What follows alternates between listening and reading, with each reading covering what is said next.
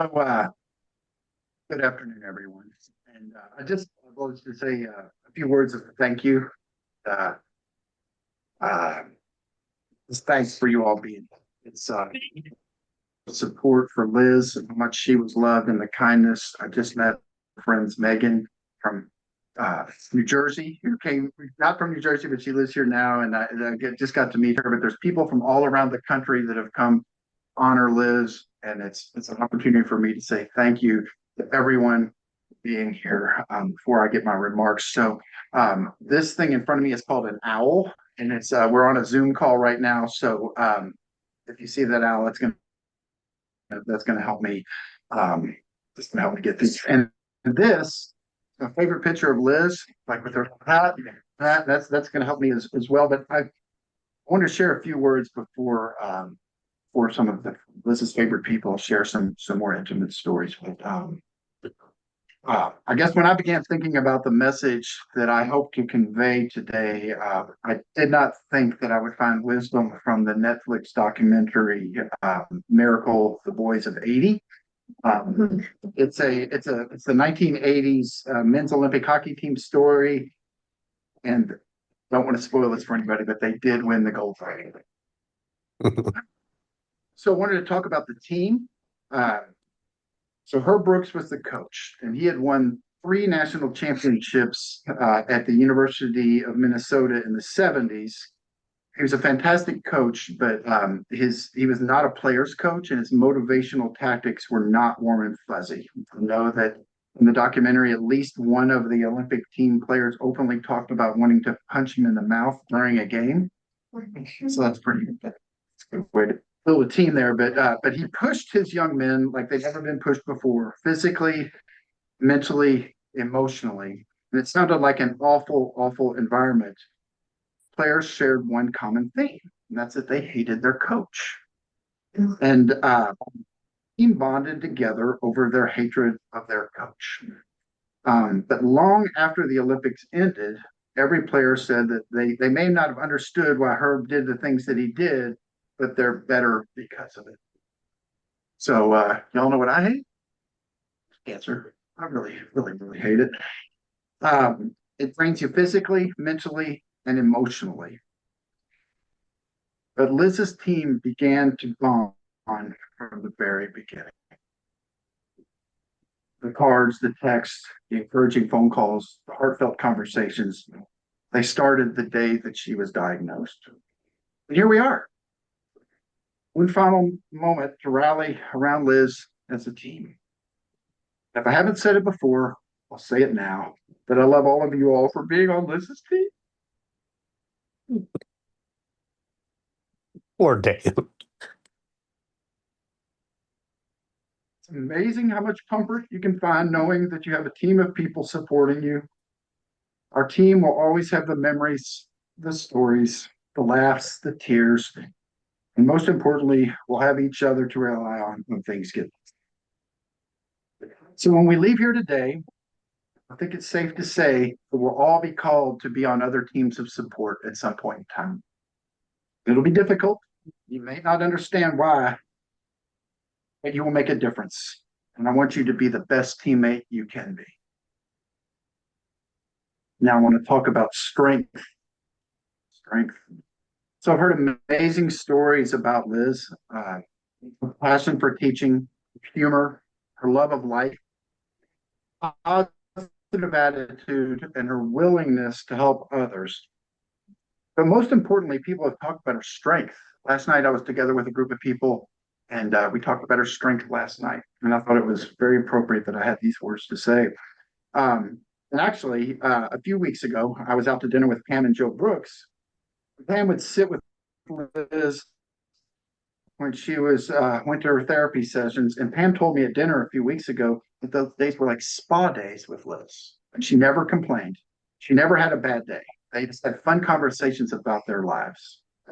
And Liz never missed work, very rarely missed work. But if she had to, she made sure that the sub was prepared. Even when she felt terrible, she always took the time to make sure she left detailed sub plans for whoever was taking care of her students that day. I would tell her not to worry about those plans, Let's focus on feeling better. Liz would always tell me that I don't know what it's like to be a teacher. That she was going to make those sub plans whether I liked it or not. That was legit. But sometimes she would go to work when she really shouldn't have. And there's a lot of teachers in this room. And I just want to say that I appreciate all of you all for telling Liz to go home because she sure as hell wouldn't listen to me. So thank you for helping her on those big days. So the bottom line is that Liz took care of people and it was her thing. So like all cancer patients, Liz had ups and downs along the way. And during the downtimes, it was me, not her, having the hard time holding it together. Liz always kept her composure. She never gave up hope and always had something positive to say. So I asked her how she was so strong, and she told me because she had to be. Her strength was unmatched. So Jim Craig was the goalie for the 1980 hockey team, and his mother died from cancer 3 years before the Olympics. Jim talked in the documentary about his mom's strength and how he harnessed it. I wrote down this quote from him. When somebody dies, they don't lose their strength. They give it to somebody who earns it. Needless to say, I immediately thought of Liz's strength. So there will be a time when you need to be strong. And as a member of Liz's team, you have earned her strength. So I want you to take it. I want you to use it. And one day, I want you to give your strength to someone who will earn it from you. Kindness. The conversation that we talked about last night was Liz's kindness. And again, it's on my notes here. So I traveled to Florida to spend some time with Liz's dad, Walt, earlier this month. And I cried the whole flight from Louisville to Atlanta. Couldn't stop thinking about how much I missed Liz. And I questioned if I would ever be happy again. When I sat down in my seat for my flight to Jacksonville, I pulled out my phone and started looking at a picture of Liz. I could feel my eyes start to fill with tears again. Fortunately, at that exact moment, the woman sitting next to me said, "Wow, she's beautiful." And she hadn't noticed my tears. She just felt compelled to comment on Liz's beauty. And I immediately burst into tears and shared that that picture was of my wife and that she had recently passed away. That woman consoled me, empathized with my loss, provided a sense of compassion that I really needed in that moment.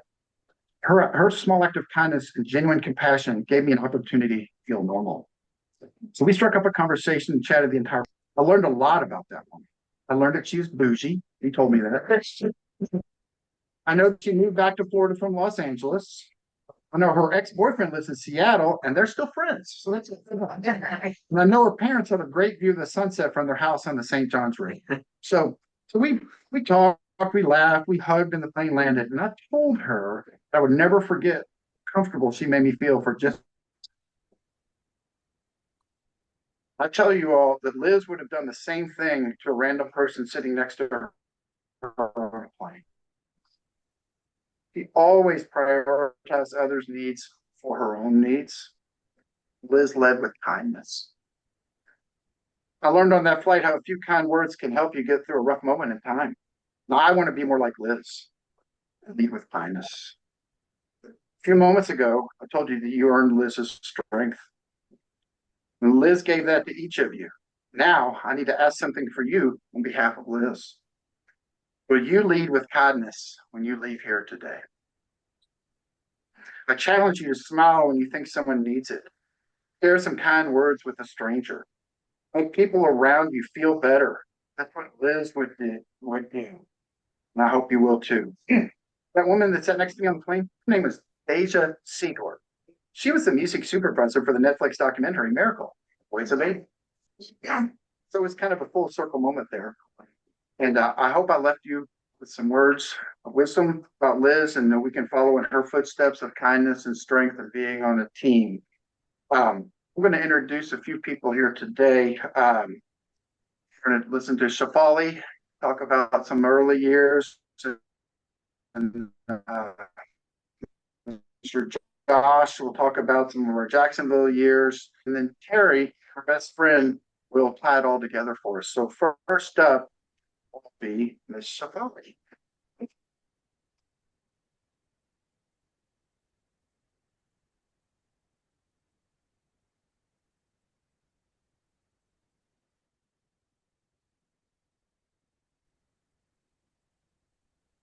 Hello, can you hear me okay? Oh. Do you want me to turn it?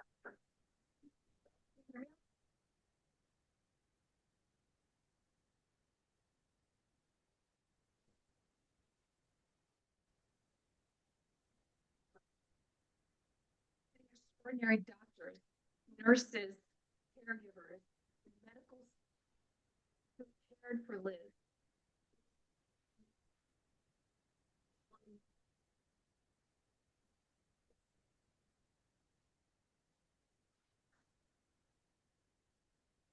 You know, her,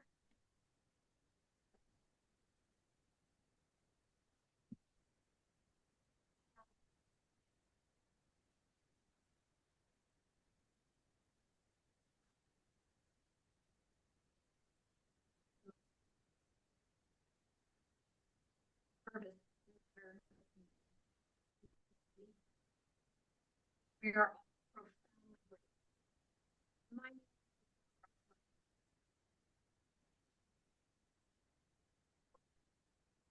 mother, daughter,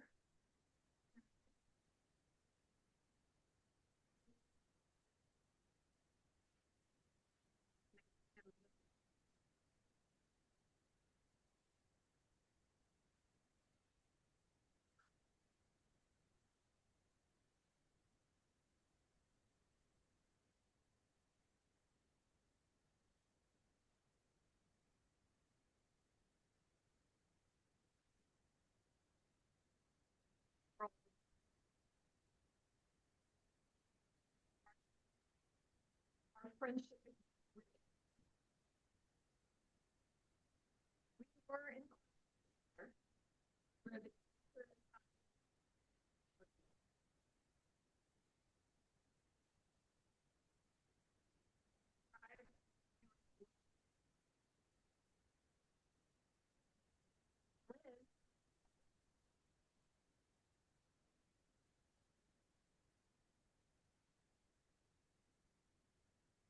remember feeling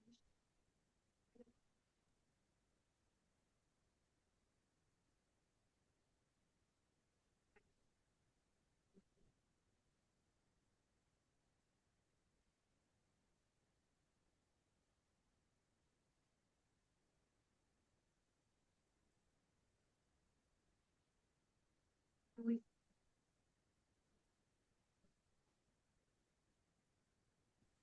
Uh,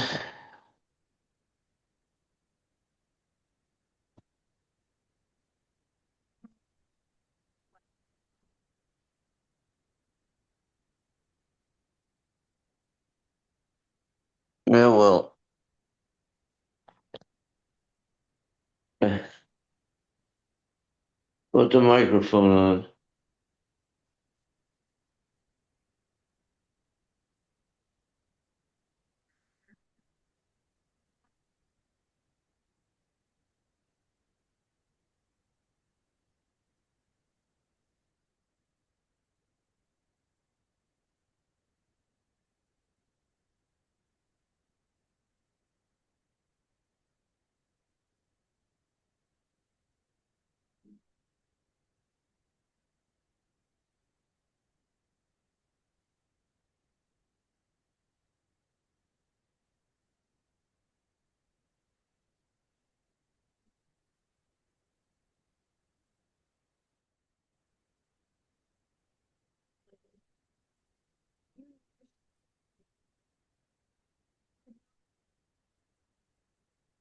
observed.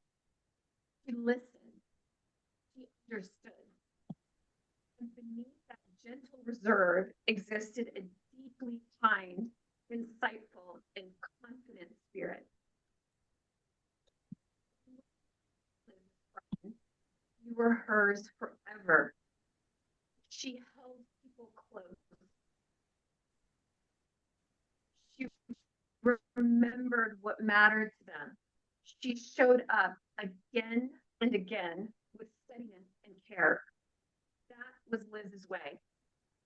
She did not seek recognition. She did not measure life by status. She measured it by love. That kind of friendship is rare. I will always carry it as one of the greatest gifts of my life. Once Liz trusted you, discovered something else.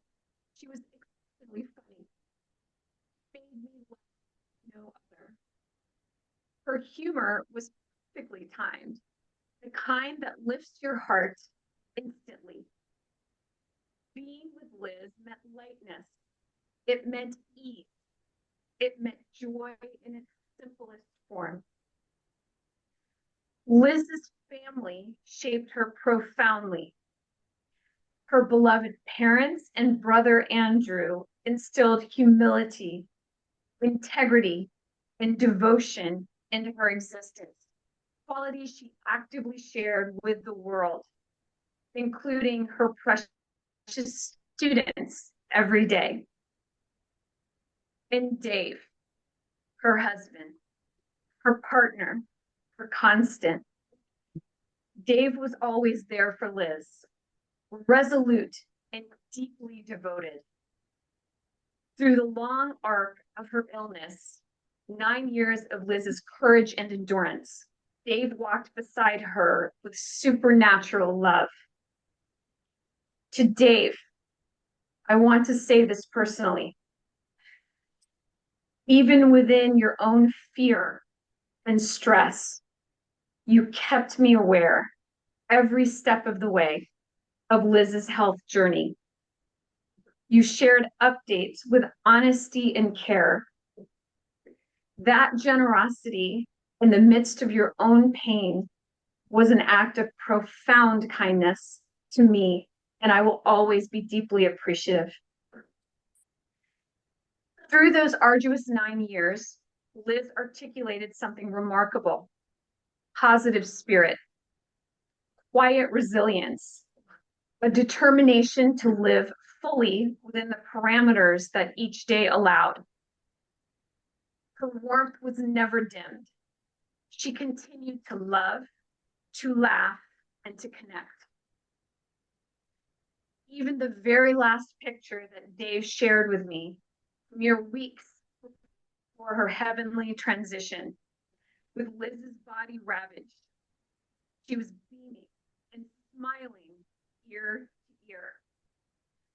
Her positivity was as bright as the sun shone in the sky. As Liz approached the final chapter of her earthly journey, my prayers for her changed. At first, I prayed for healing, then for comfort, then for peace. And in the end, for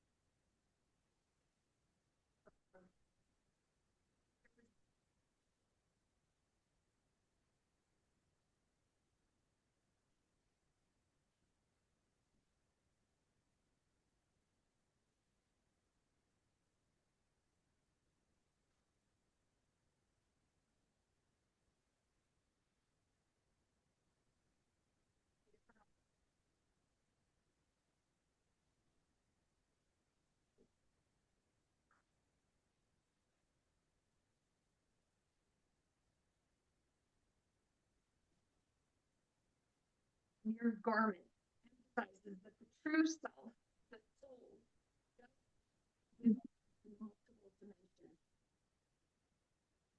God calls his most loyal soldiers, the soldier of steadfast love.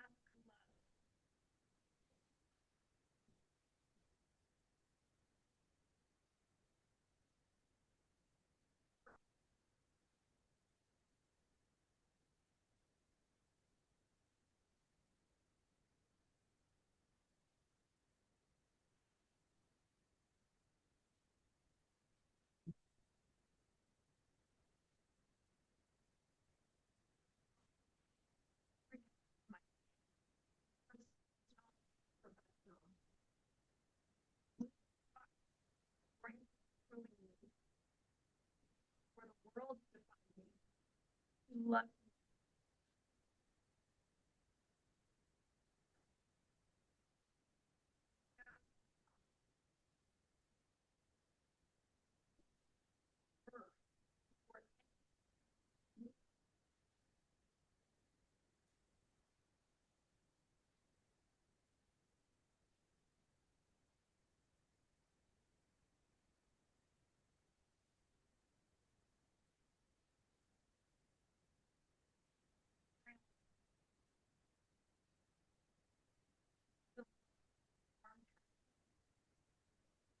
holding her tight through every color of the rainbow.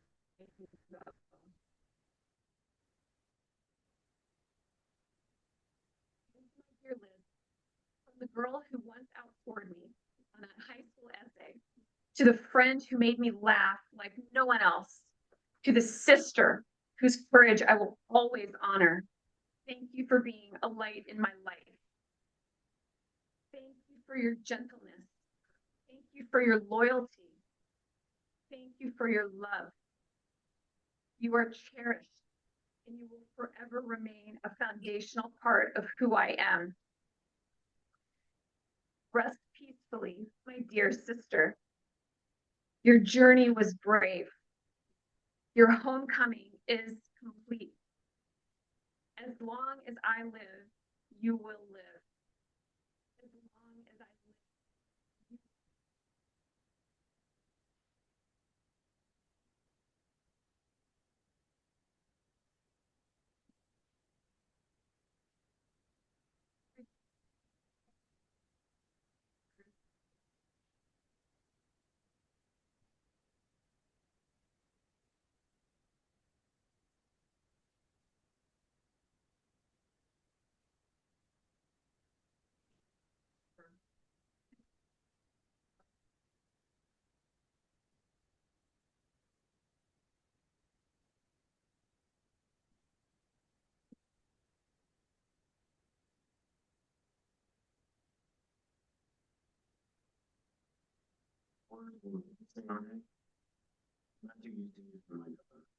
Use wisely.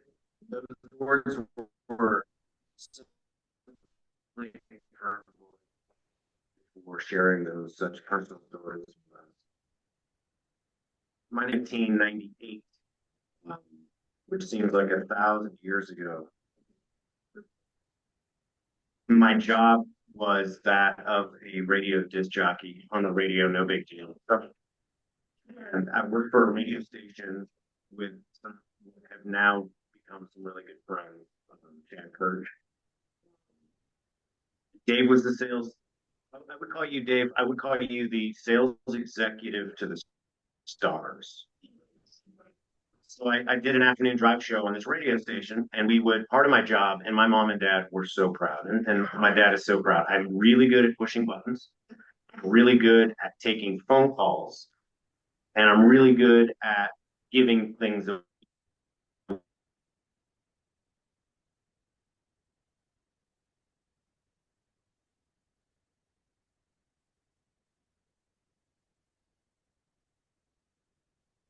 3 until 7.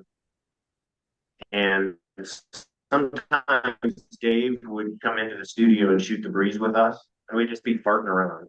And I guess you weren't really selling a lot. That's right. And so I would be on the air, and I'd do a live radio show, and Dave would be. And so when the songs were playing, we would just be, wow, having a good time.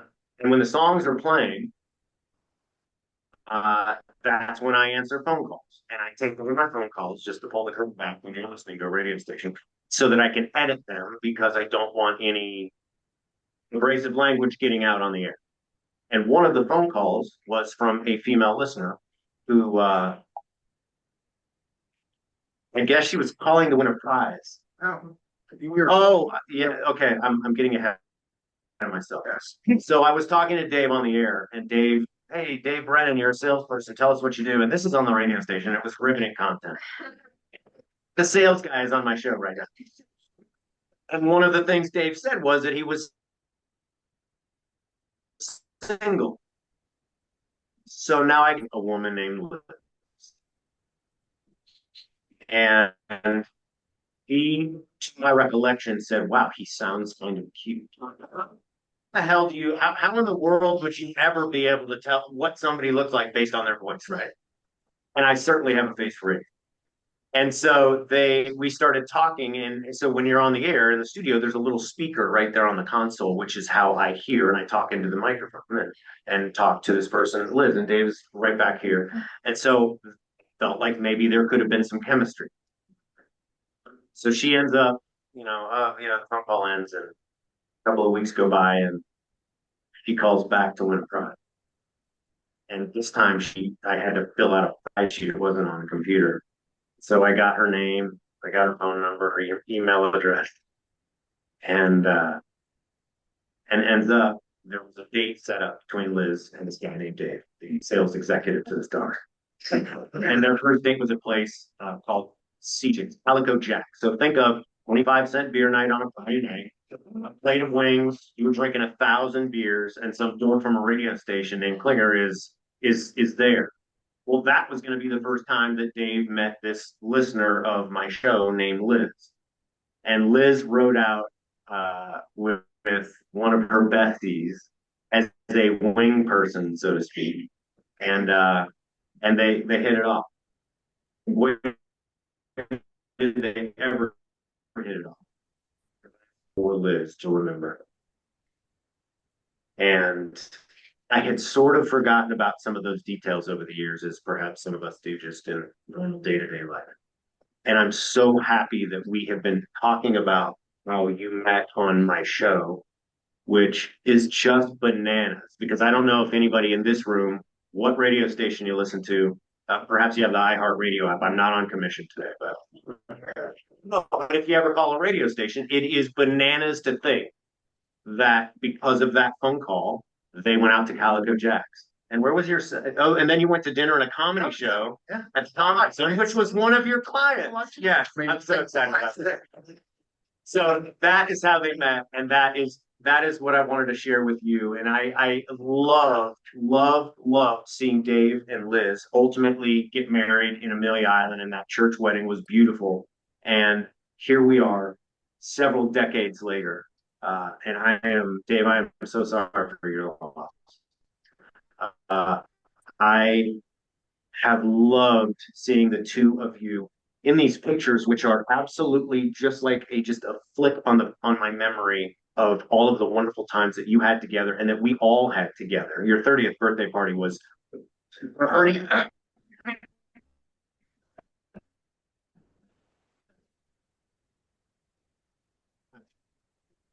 90 minutes, and she was there the rest of the party. Also heard, and this is the final detail, but there had to be saran wrap on the bed that she put you in. So I'm so thankful to be here, but we are here for the wrong reason. But since we are, I am thrilled to be here with everybody and telling these stories. And this is a tough one. This is a real tough one. I love Liz and I love Dave, and I will always love them too. Thank you, Trish. Yeah. Thank you. Okay.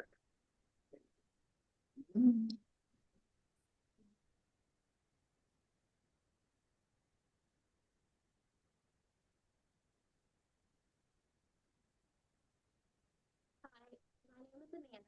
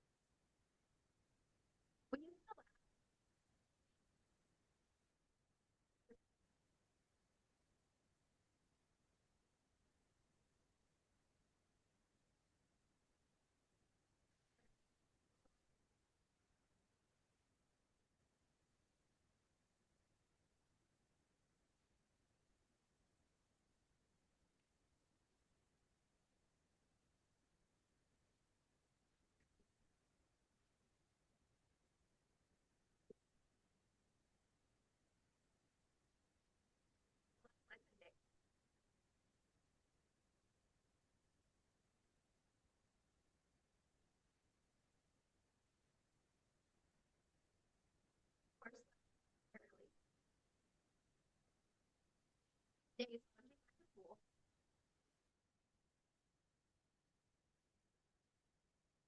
Feeling about her protective. Oh, how she stood up for her people. She was not afraid to stand up for what was right. Those were simple days, and I wish I had her courage. But those days were full of joy. Liz had a way of making ordinary moments feel like gifts. There's so many silly stories and inside jokes that they're countless. Our constant text thread back and forth of ridiculously silly memes, goofy, crazy photos is just a testament to us getting each other. No judgment. We'd laugh and get the biggest kick out of the silliest things at school. Most other people would think they're too goofy to notice. She was the definition of a true friend. Liz was the one that would make you laugh until you cry. She was the best storyteller, hands down, especially when it came to funny picture books. See them over here.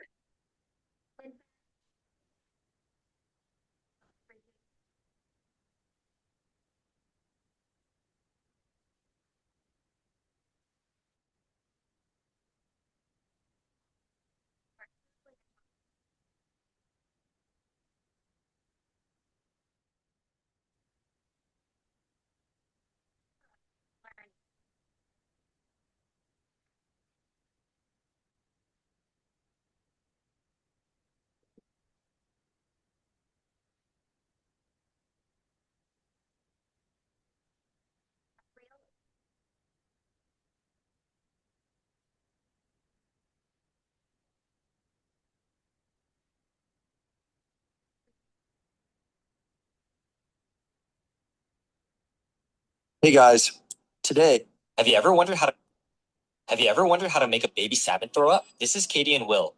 They're salmon. Your AirPods now support real.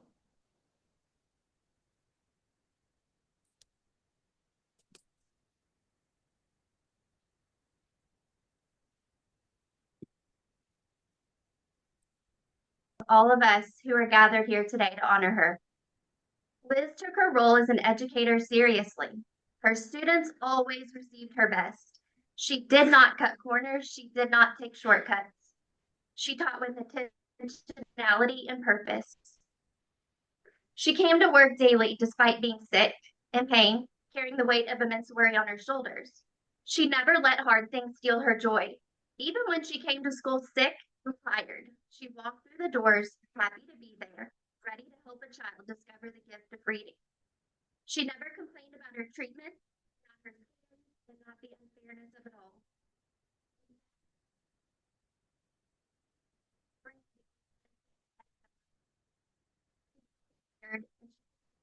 Forward each day. She made her best work, and she continued to work hard right up until the last day when she could no longer. Many of the rest of us wouldn't have had the strength to do so. She lived fully in the moment, embracing whatever each day brought her. She welcomed me personally with open arms. In doing so, she became someone I loved.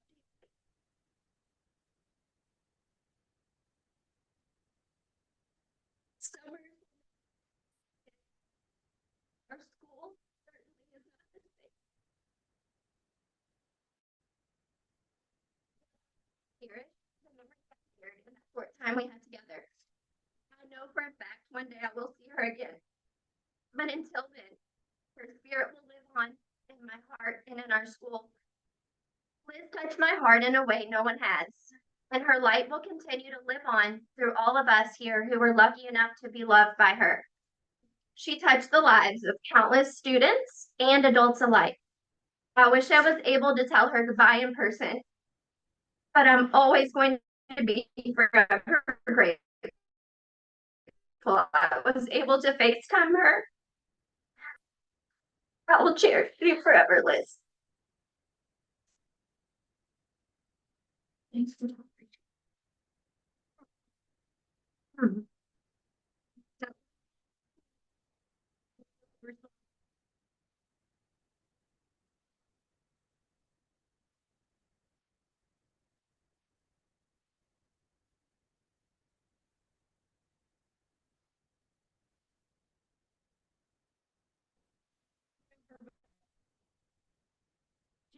person, I was her person.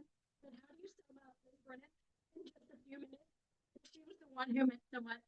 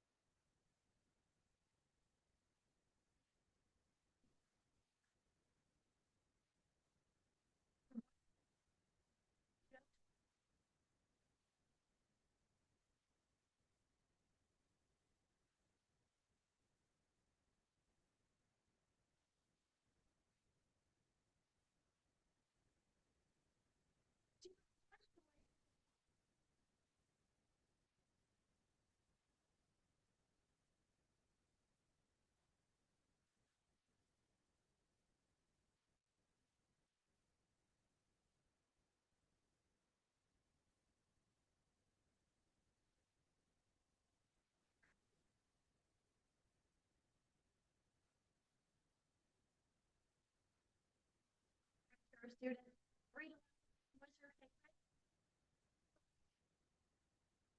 Common theme, right?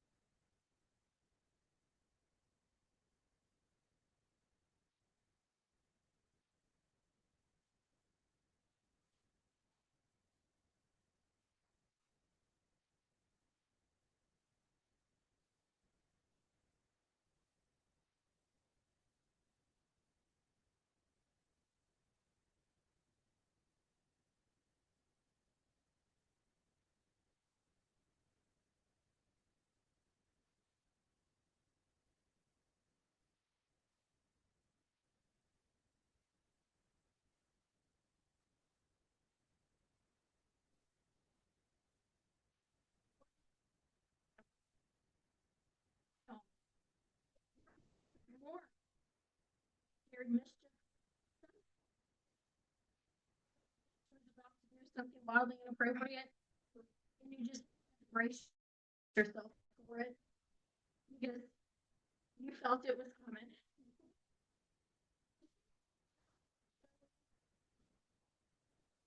She fought for you. You still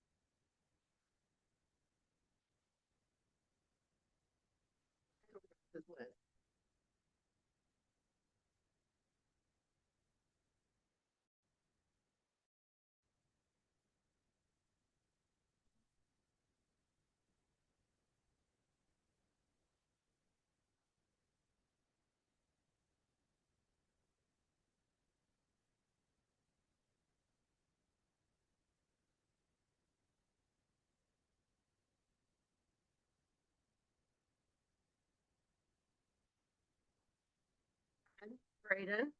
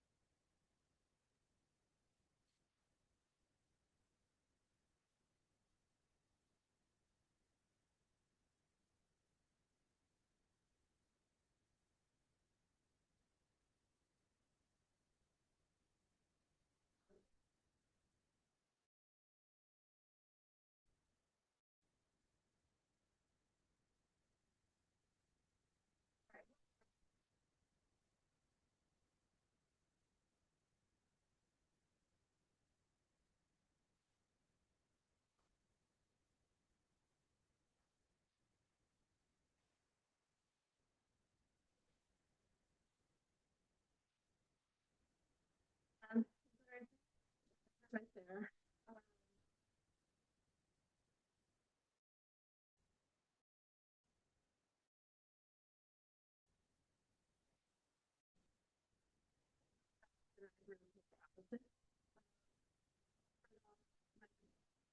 For trousers right now because I left my dress clothes at home and I really could have used her clothes today. And I'm going to steal some lines from Mel Robbins. And I have a little bit of ADD, so I may like go this way or that way. So I need y'all to just bear with me.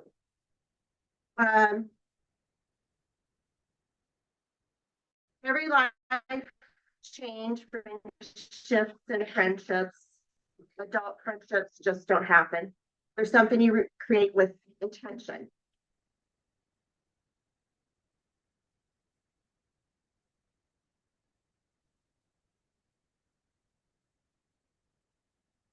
Some people find for a specific reason. Some are meant to stay. Liz wasn't meant to be a seasonal friend. She was meant to be my lifelong friend.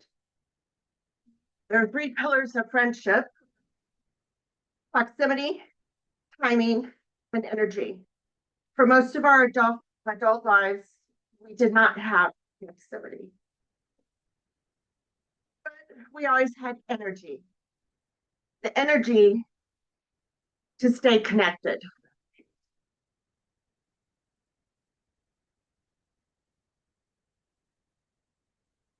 Energy to show each other, even when the moments were brief or fleeting, that we still meant a great deal to each other to stay connected. So with that being said, I met Liz in our sorority in college.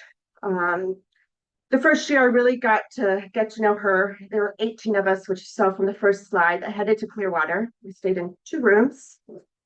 I left spring break early to do the right thing and go back to my part-time job making $3.15 an hour. Only to be called off work because it was slow, because of course it was spring break.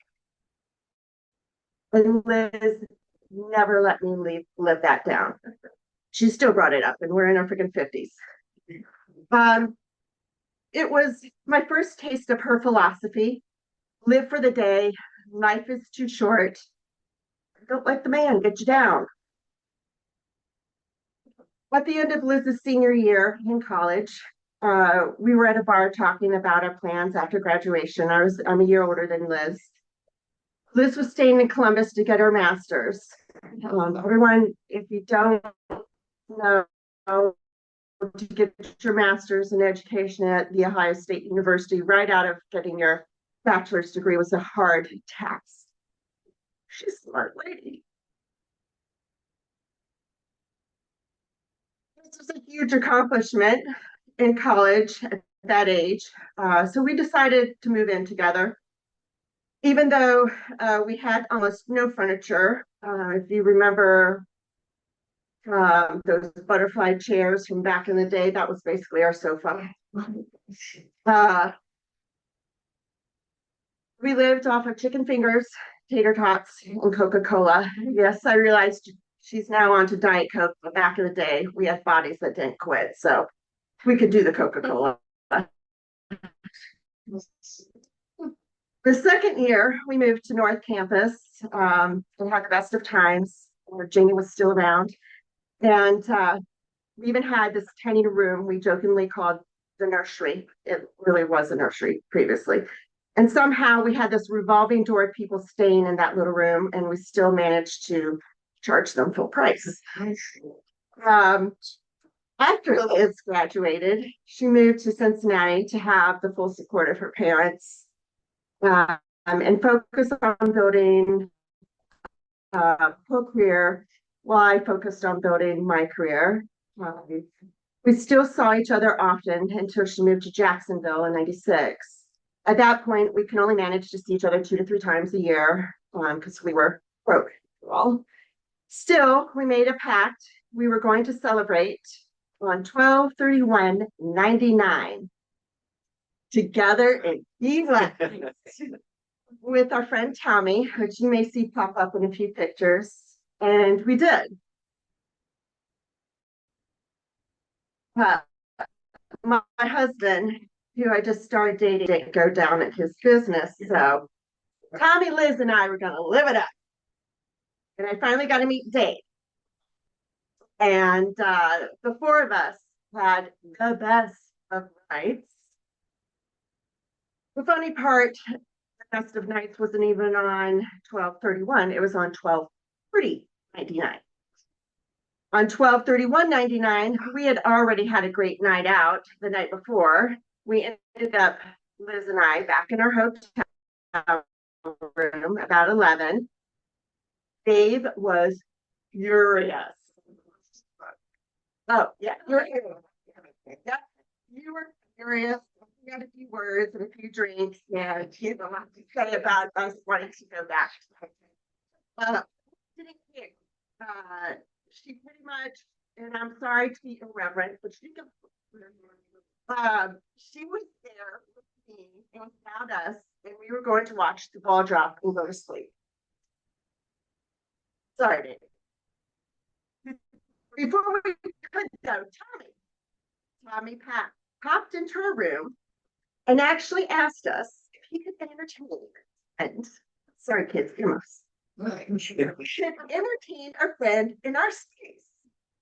Liz and I busted out laughing, and anyone who knows Liz like that knows that, oh, she was like, kidding. Oh. And that was our response. Tommy left. Down to the pool he went with his friend. Liz and I got a good night's sleep nonetheless. However, you may be wondering what happened to Dave that night. That part remains mystery. I know none of you guys will. Because you were with them that night. But a year and a half.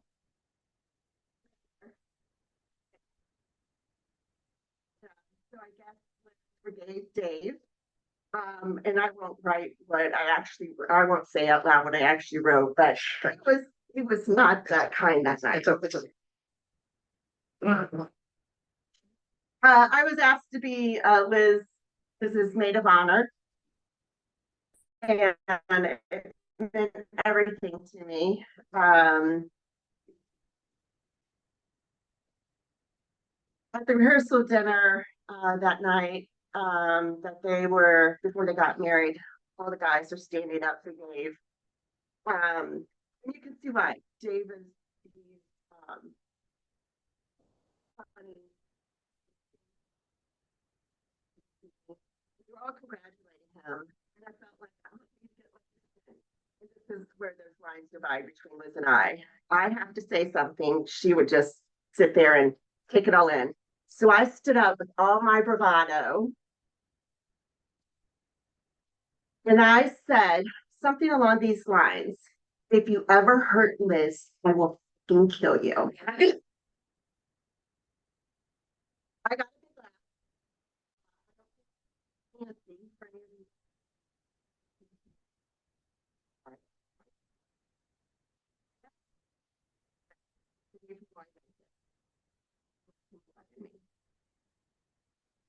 Over here, and Liz was standing beside me as my matron of honor. At my own wedding, as I married Steve. So big life events, standing up for each other. Well, finally, Liz and Dave moved to Louisville, much closer. In fact, they ended up living just up the street from where my grandfather had his bike store, Highland Cycle, for those of you that are from this area. So it was like full circle. It was meant to be.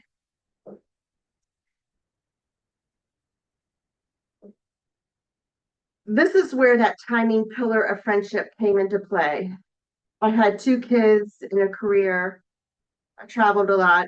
Liz had anywhere from 10 to 30 kids every year and her own demanding career. Even living closer, we still only managed to see each other 2 to 3 times a year for Buckeye games, or we'd come down here and visit, etc. About 10 years ago, over breakfast here in Louisville, I finally told Liz how much she meant to me. I told her she was my person. The person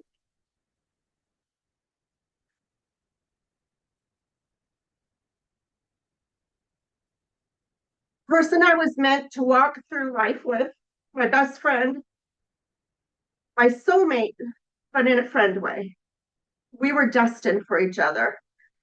I didn't expect anything back. It was at breakfast. We were eating pancakes, best ones in town.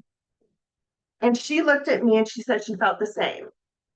It was like saying yes to a proposal. I was great with bated breath. And I was happy to hear that I was her person too. Don't get me wrong. My husband, of course, is my romantic soulmate. Kids in my heart. But Liz and I were kindred spirits. Even though we were different in so many ways, she was, after all, my person. After Liz found out she had cancer, she sat there consoling me as we waited for our dinner reservation. She said, I'm not long for this world. She said it was such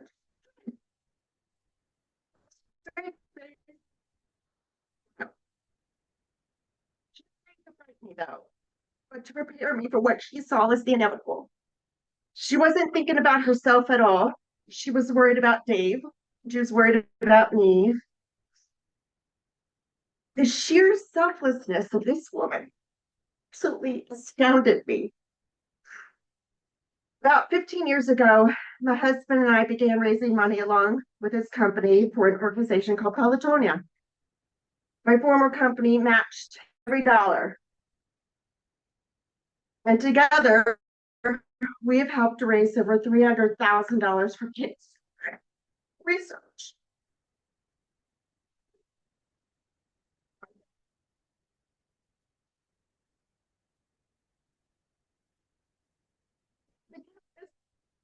People who don't have anyone.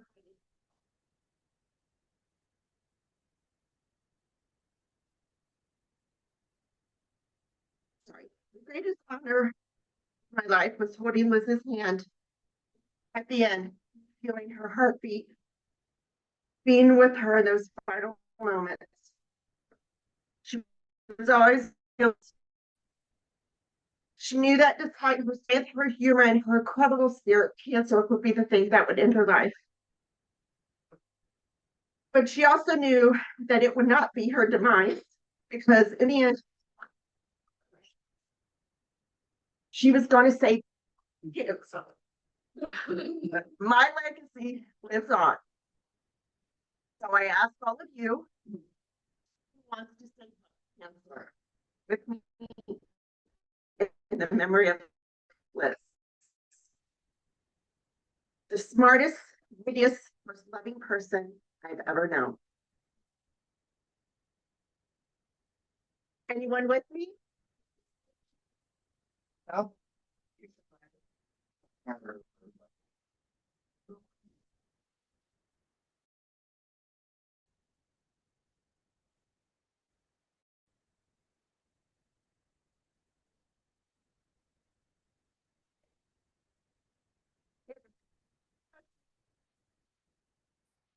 are wrong.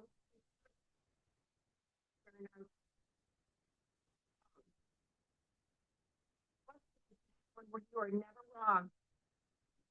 And she was that person for me. I really hope all of you, Liz, this world, if you haven't already. If not, keep your eyes open to look for that person. Because she was one badass bitch. Yeah. So we're going to continue this celebration at one kind of after this. So we'd love for y'all to join us. But thank you all for your time. Thank you all for listening to stories about Liz. She loved you. We love you.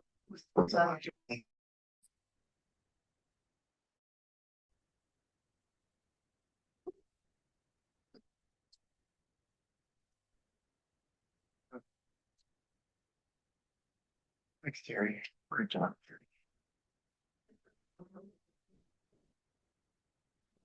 Sure, I'm gonna wear this.